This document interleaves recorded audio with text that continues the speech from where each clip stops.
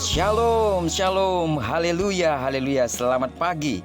Terpujilah Tuhan kita yang hidup, karena dalam anugerahnya Dia telah memberkati tidur malam kita dan membangunkan kita serta memberikan satu hari lagi, tepat di hari Jumat tanggal 27 Agustus tahun 2021. Percayalah bahwa di sepanjang hari yang luar biasa ini sampai terbenamnya matahari, Tuhan akan tetap menyatakan kuasa namanya sebagai Allah yang Immanuel bagi kita, amin. Sebelum kita lebih jauh melakukan aktivitas kita hari ini, marilah kita sama-sama kembali meneduhkan hati kita untuk merenungkan firman Tuhan yang akan menjadi pedoman dan pelita hidup kita dalam menjalani hari ini. Hari ini kita akan melanjutkan perenungan kita dalam pembacaan Alkitab satu hari satu pasal yang kita ambil dari pembacaan 21 hari bersama kitab Hakim-Hakim. Wow, puji Tuhan, luar biasa. Hari ini kita telah berada di hari yang ke-21.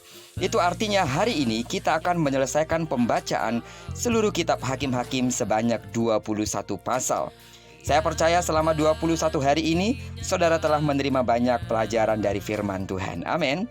Baiklah, sebagai pengantar renungan kita hari ini, saya akan bacakan buat kita kitab Hakim-Hakim pasalnya yang ke-21 ayat yang kedua sampai dengan ayatnya yang ketiga.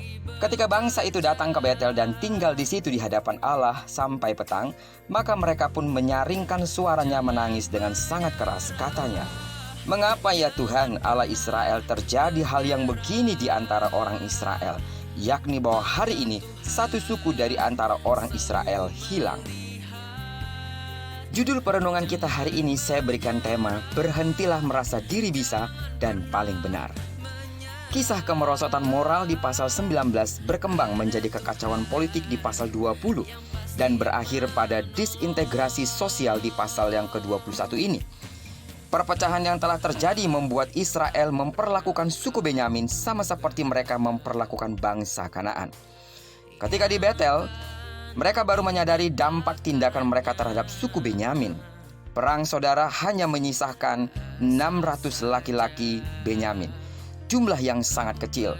Ditambah lagi ikrar mereka untuk tidak memberikan anak gadis mereka menjadi istri suku Benyamin. Padahal 600 laki-laki yang tersisa dari suku Benyamin membutuhkan istri untuk menjaga kelangsungan suku mereka. Mereka baru sadar kalau mereka terlalu gegabah bersumpah dan membuat suku Benyamin terancam punah.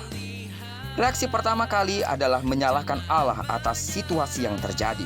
Padahal alasan sebenarnya adalah karena mereka tidak mencari petunjuk Allah terlebih dahulu sebelum bertindak. Baru kemudian mereka mencari kehendak Allah lebih serius. Namun apa yang terjadi kemudian tidak membuktikan pertobatan mereka. Bukan mengakui dosa karena berlaku bodoh dalam membuat sumpah, Israel malah melakukan dua perbuatan salah. Mereka mengambil gadis-gadis Yabes Gilead dengan menumpas yang lain.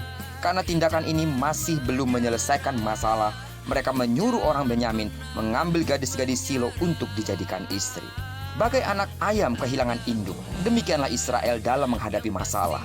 Ini terjadi karena mereka melakukan apa yang benar menurut pandangan mereka sendiri, bukan menurut apa yang dimau oleh Tuhan. Kekacauan moral, politik, sosial, dan kerohanian di Israel hanya dapat diselesaikan bila mereka memahami bahwa mereka telah melupakan Allah sebagai Raja mereka.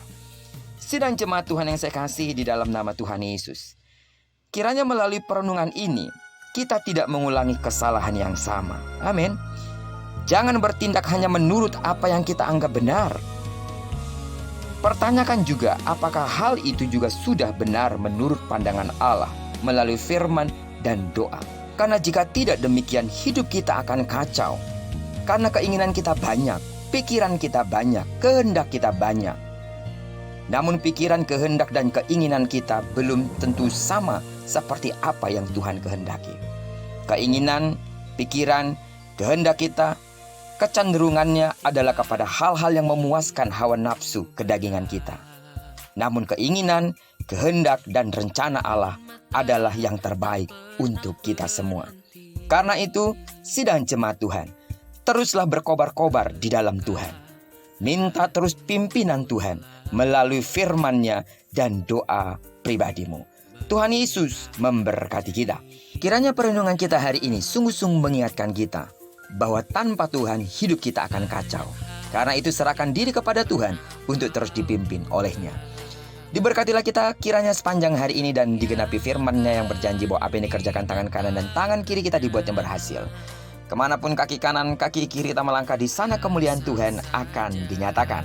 Doaku bagi saudara yang masih bergumul dalam kondisi fisik yang lemah, disembuhkanlah engkau di dalam nama Tuhan Yesus. Bagi sidang jemaat Tuhan yang memiliki pergumulan-pergumulan, percayalah ketika kita datang kepada Tuhan menyerahkan semua pergumulan kita, kelegaanlah yang kita dapatkan karena Tuhan menjamin seluruh hidup kita.